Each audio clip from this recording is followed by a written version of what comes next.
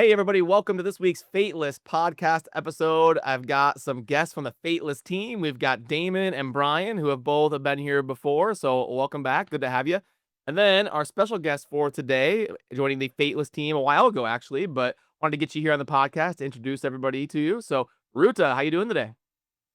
Hey, Brad. I'm doing good. I'm one of the European side of Fateless. I do tech art magic. I do some VFX magic. And yeah, I've been here as an intern. Well, was here as an intern since February. Now I have moved up to being a junior. And yeah, just making this cool ass game.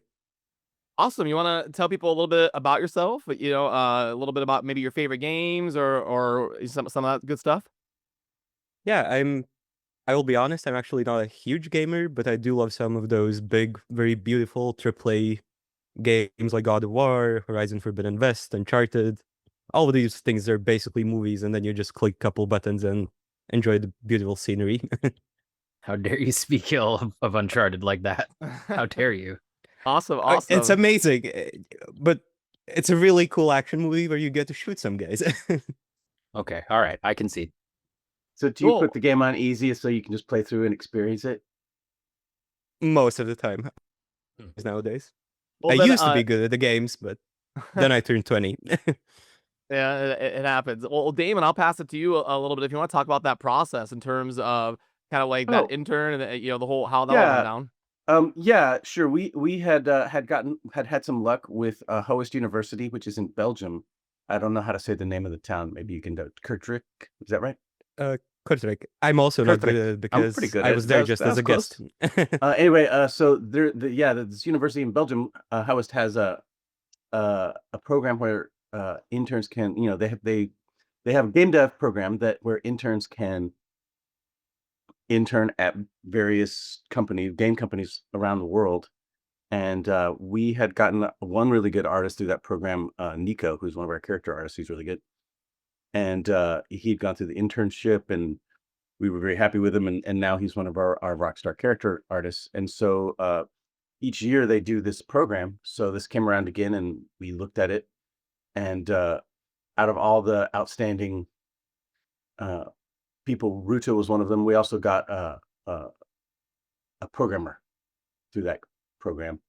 But yeah, Ruta was a superstar intern and got rave reviews from us and presumably got, good grades from that. And then as soon as graduation happened, then we brought Ruta on board and have been very pleased about it. And I guess I won't say a whole lot more about it other than Ruta started out really focusing heavily on the the environment art VFX and some of the environment art shaders and stuff.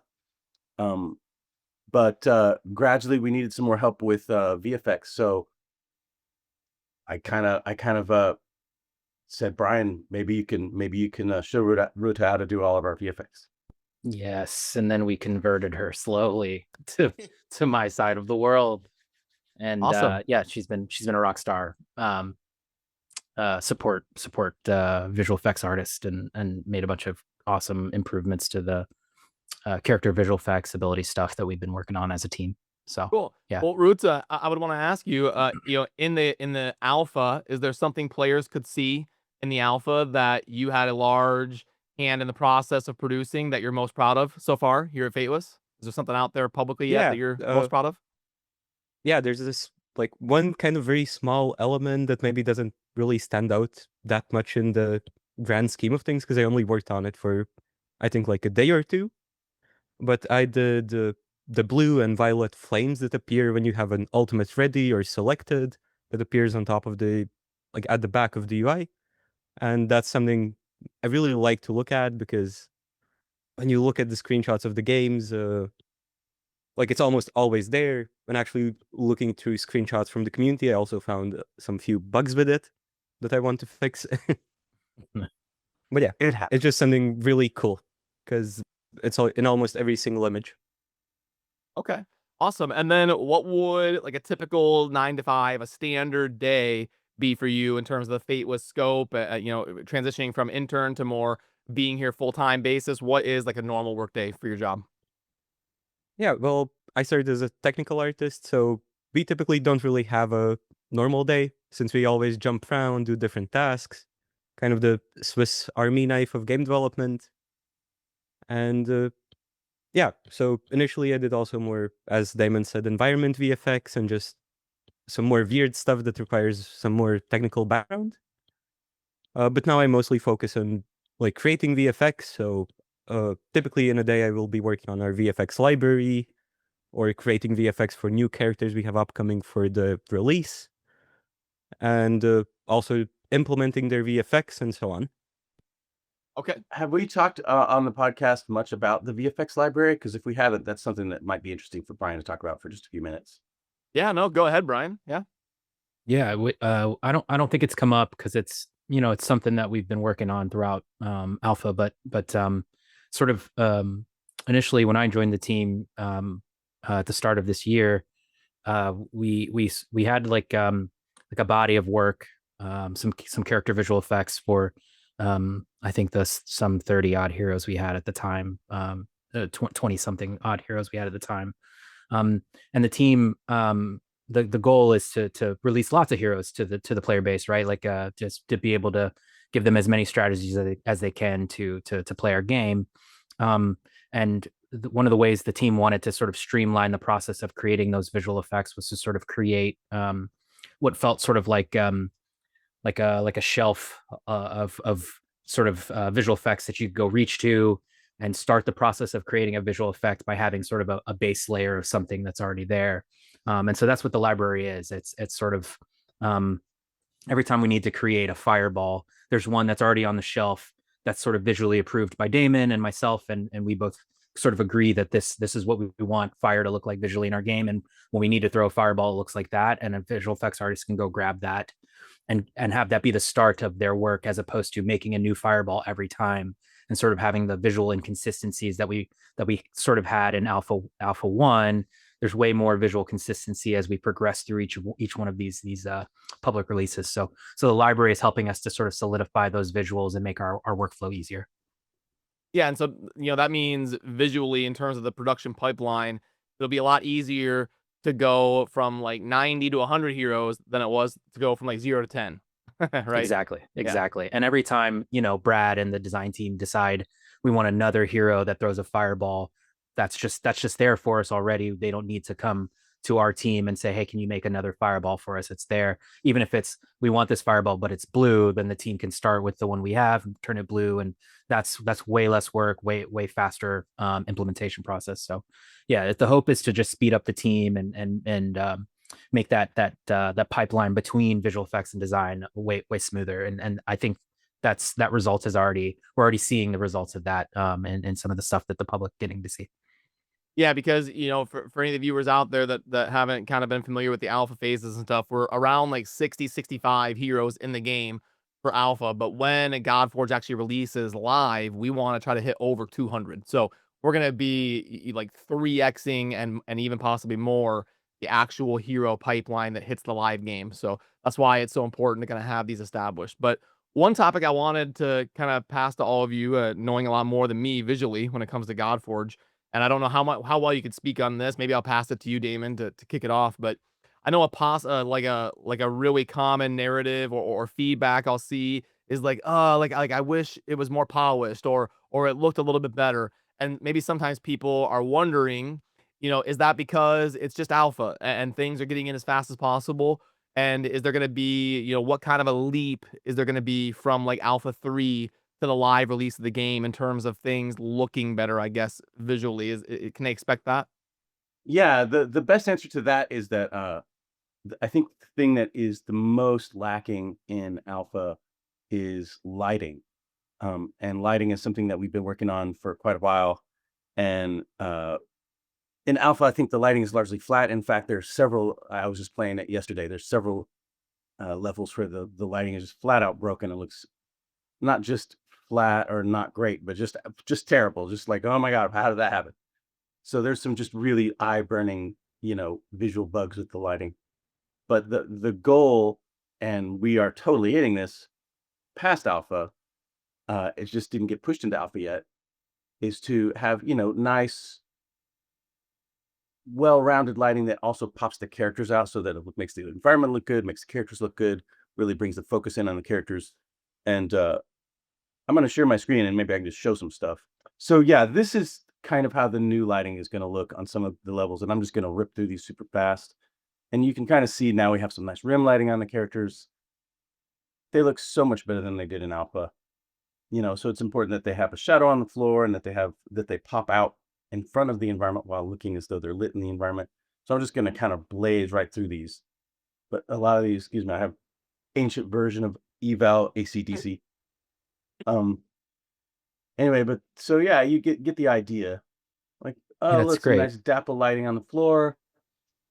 I think nobody that I know of is really complaining about the quality of the VFX so much. So mostly, I think getting these heroes and the lighting in the environments. So you can see some of these cool underground environments. They usually have like a hole in the ceiling of the cave to sort of shine the light on the floor of the characters. Yeah, Maybe some candles and torches and stuff. and if you stick with that one there, the last one that you had, kind of like the top view of the heroes. Yeah, and I think, correct me if I'm wrong, but when the game is actually playing and the characters are in motion and the flames are burning and it's gonna feel more alive and it's gonna look a lot better than seeing like a still image on Sure. our collab here. Right. Obviously, I'm just showing Yeah. screenshots instead of movies, but of course, there's all the movement and animations, and then of course the VFX, which I'll show one. I have brought up just behind all this pile of stuff. I brought up one of Bruta's VFX that she worked on recently, and I'll show that off in a minute. But anyway, you can see that, like, okay, this lighting is about 100 times or 1,000 times better than what is in alpha. You know, this is cool. We got Yeah. a mic on, so you're just getting a quick preview of some levels that you're not seeing in alpha at all. Yeah, Yeah, awesome. Damon's team has done an awesome job of getting us some more environments to play in and test visual effects in and really try to get the whole of the game, characters, environment, art, visual effects all sitting in the world and feeling like they belong there. So yeah, great job, Damon. And here's yeah, there great you job, go. Ruta, right here, but just changing the focus back. And these are good examples of using those library shelf elements to create really cool looking stuff. I think it's the same one we just saw. We'll do this.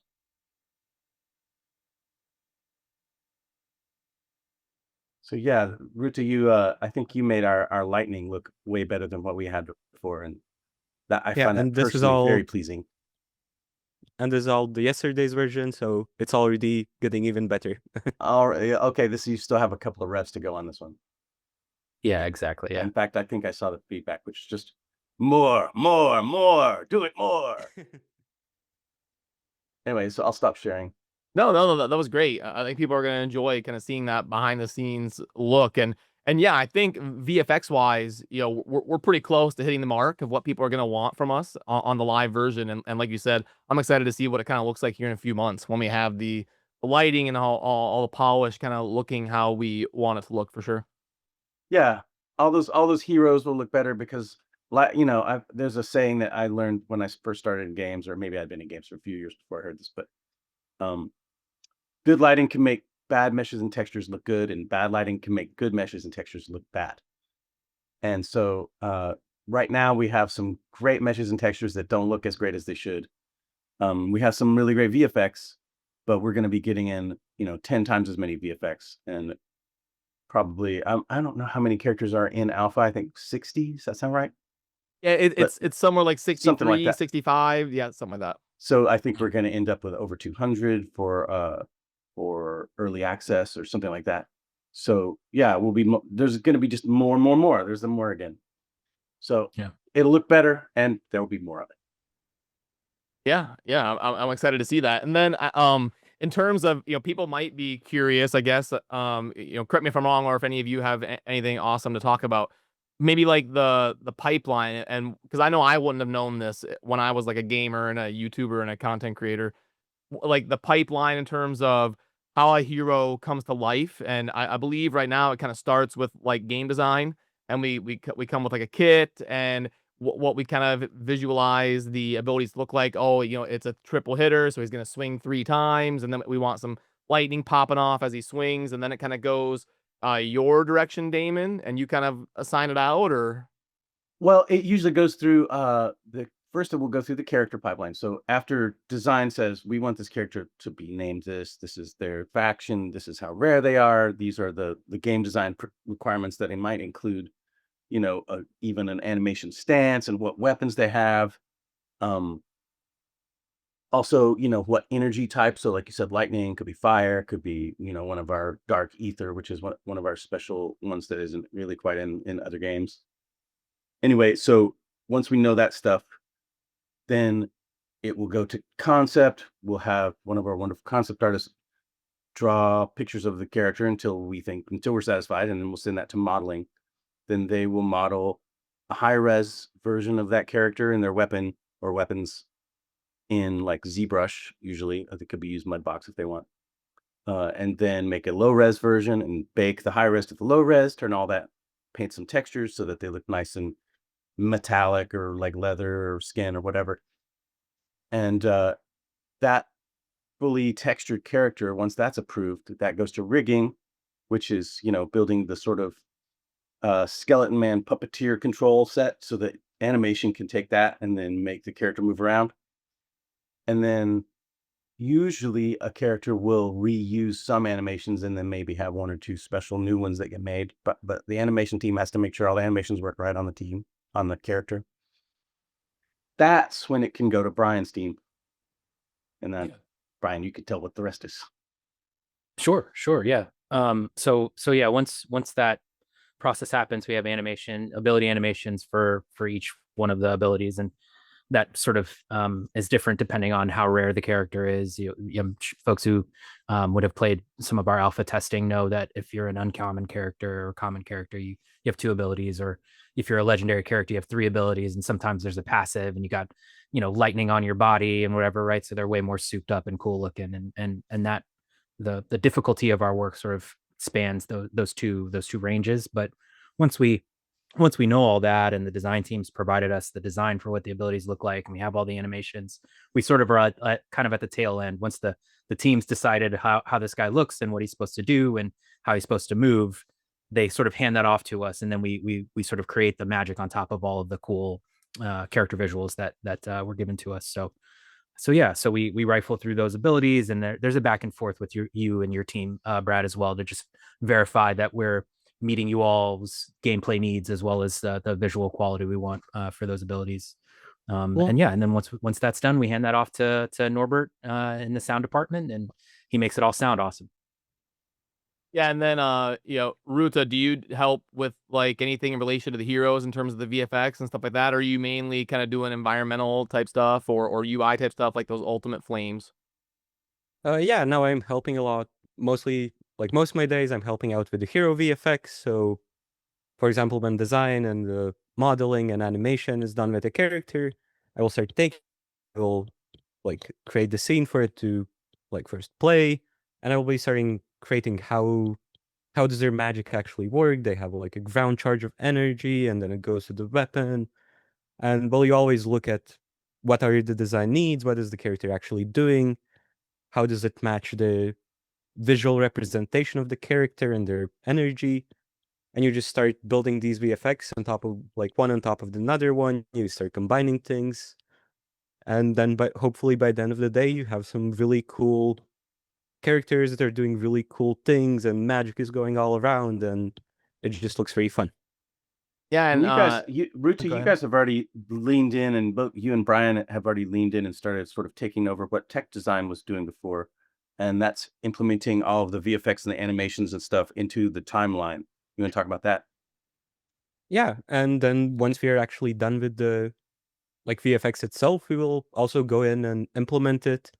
We'll work in these timelines where we define how these VFX are spawned, which bones they are attached to the character. So, for example, does it stick to the character's wrist as they're moving it, or does it just stay in place?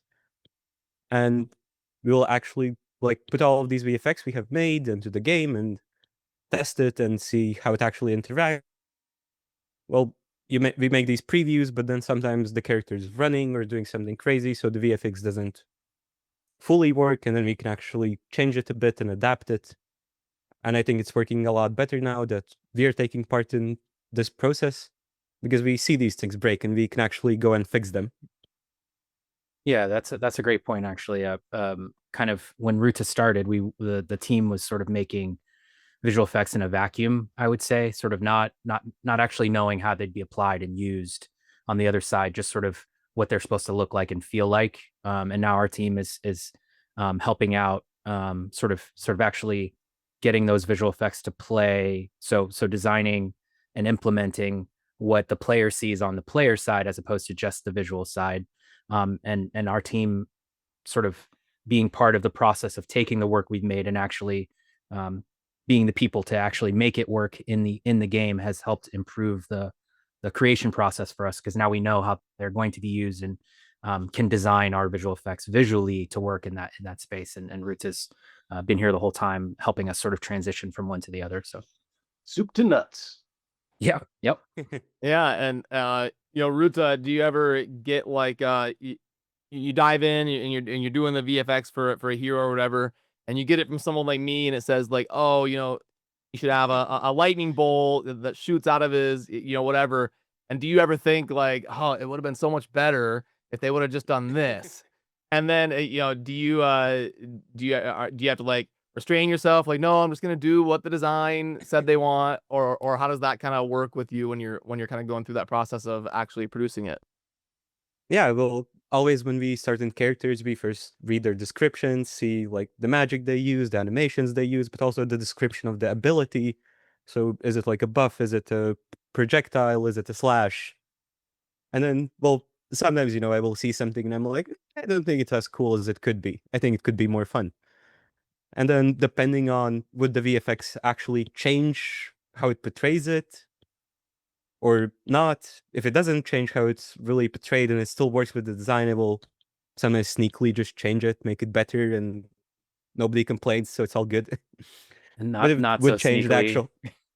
actual I'm obviously seeing those changes, and I think our team, I think as a whole is very open-minded about when something doesn't feel right. We sort of try to give artists the creative freedom to make some decisions that might even change the design slightly, but so long as it meets the game requirement, the design requirement, then it's all fair game. And you and your team, Brad, have been really great about the back and forth process there. Like, hey, I know we just built a character like this. Can we slightly change this to kind of feel like this instead? And you guys have been really cool about being open to that. So Yeah, it's always been a conversation and a collaboration, and it's worth saying that that process has continued to evolve and improve as we've gone. As when we started out, the descriptions that we were getting from design were, I would say, highly prescriptive, and say, well, we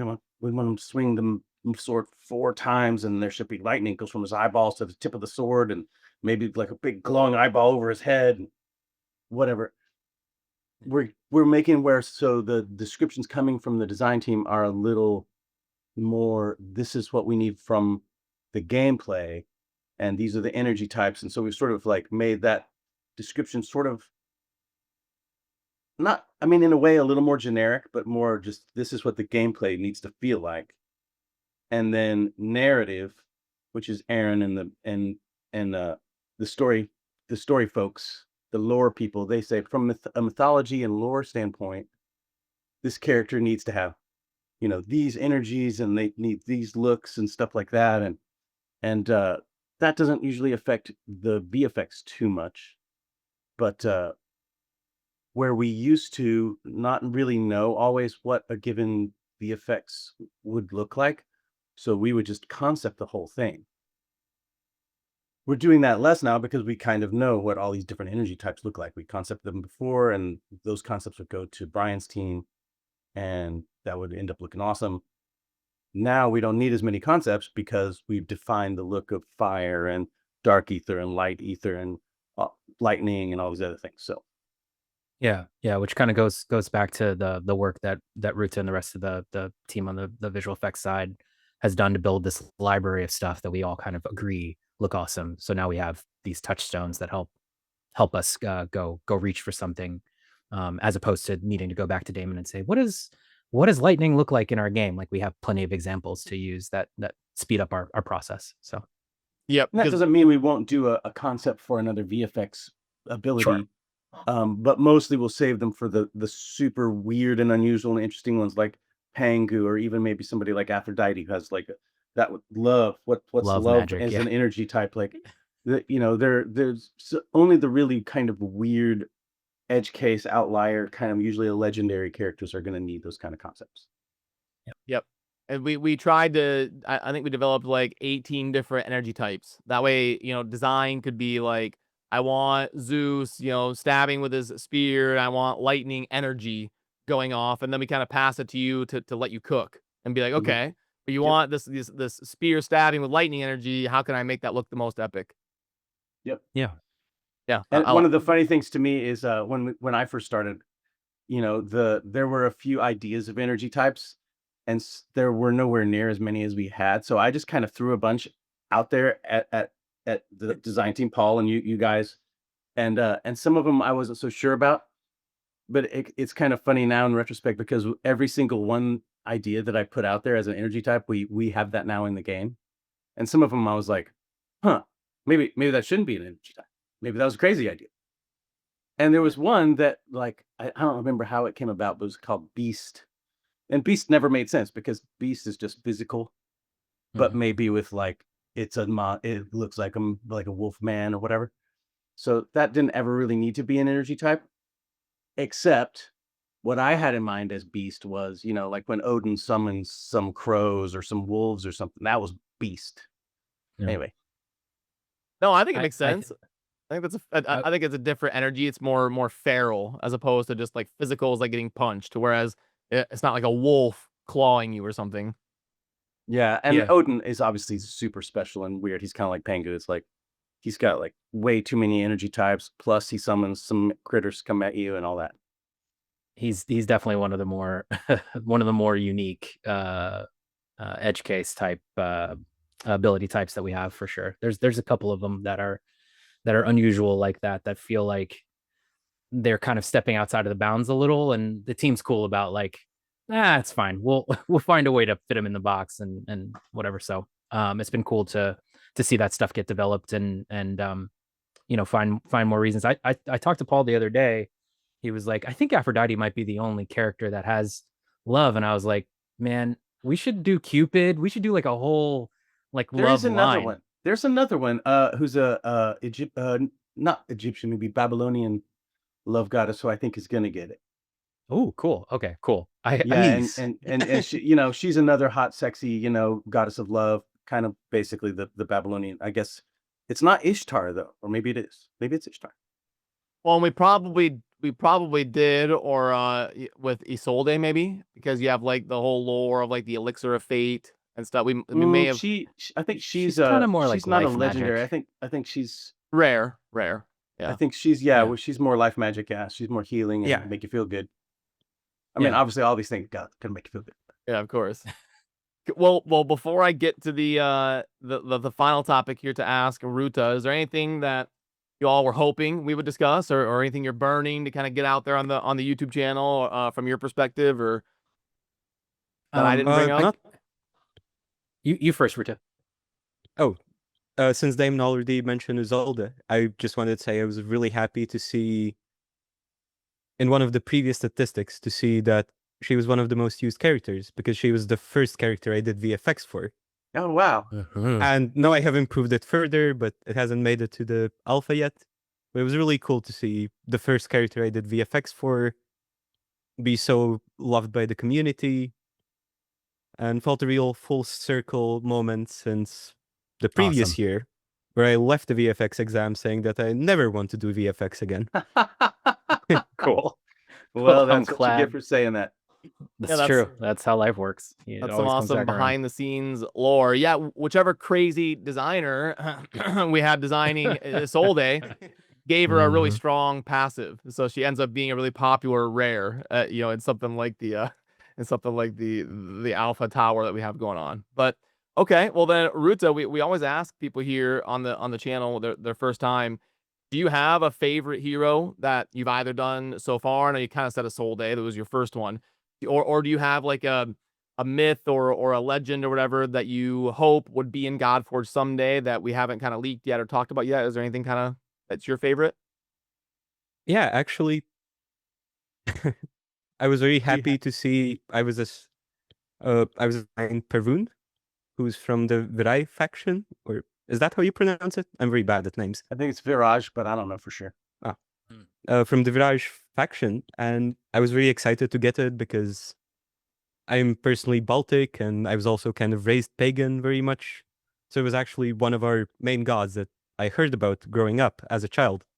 Cool. And now I'm like doing Very the cool. VFX, and I'm like, I have to make it good. My mom will be mad at me if I don't. Oh, and that was what I was just showing, actually, wasn't it? yeah, Yeah. it was. Yeah, he looks awesome. Yeah. The design document that showed what he was supposed to do has this like gif of Thor leaping into the sky and grabbing Oh, his yeah. hammer and throwing it down at the ground, and it explodes with lightning and stuff. And so Ruta's, I think, trying to really match Marvel's energy at this moment. So it's Yeah, it's there you very cool. go. You've done a great job. Thank you. Awesome. Well, hey, this has been a lot of fun. Damon, Brian, thanks for taking the time to join, and Ruta, welcome to the YouTube channel side of things. It's great to have you. Thanks for joining as well. And we're gonna have all the links down below that you would need over on your end to participate in things like the Discord, where you can give your feedback on Alpha and GODFORGE in general as we continue to work hard to bring you the most epic game that we possibly can. So, thanks everybody, and we will see you soon in the next Fateless podcast episode. Cheers.